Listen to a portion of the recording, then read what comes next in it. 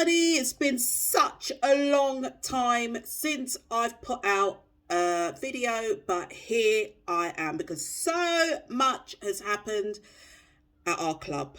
Well, so much, I say, we finally got a manager. Yes, we finally got a manager. We finally got a manager. We finally got a manager. Woo! At bloody last, we finally have got a manager. Now, I get it, okay? It's a little bit of a divide out there because there's those that are like, Ange is absolutely amazing. Look at what he's done in Australia, in Japan, for Celtic, you know, everyone. There's a whole load of people that is absolutely loving Ange, okay? And there's a couple of people that are on the fence and they're like, well, okay, we're not disputing that Ange isn't a good manager because we've seen what he has achieved with Celtic, but is he cutting his teeth in the Premiership? Because in my opinion, the EPL and the SPL are worlds apart. There's 12 teams in the SPL and the two biggest teams in Scotland are Rangers and Celtic. Now, if I was living up in Scotland, my team would have been Celtic, okay? So, I know that Celtic is a bloody good team, right? But the EPL is so competitive. It is so demanding.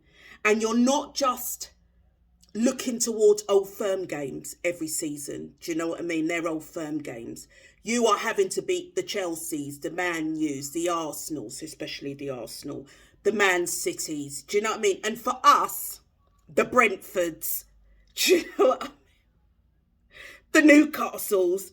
You know, it is so competitive. And I think the general worry is Ange ready? Remains to be seen whether Ange is ready for the Premiership.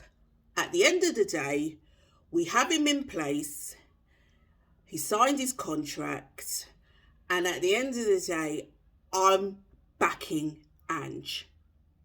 Whatever I think of him, whatever thousands of fans think of him, I am backing Ange. I am backing that man to come in and try his best to have good cup runs, to have good league runs, and fingers crossed to get us in to the top four.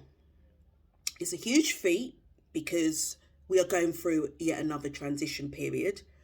But I think we have to get behind Ange. We have to put aside everything that we think, everything that we feel, all our opinions, all our emotions, all our frustrations. We have to put that aside and we have to back Ange, right? Because he could be the one. I know we say that all the time. Conte was supposed to be the one. Mourinho was supposed to be the one. Nuno was supposed to be the one. Yeah, I know, we've been there a million times before. I get it. We've been there a million times before, and it's still the same old nonsense. But, there's nothing we could do, right? There is nothing we could do except back Ange. So, I'm saying, just give him your support. Root for him and come on, you Spurs!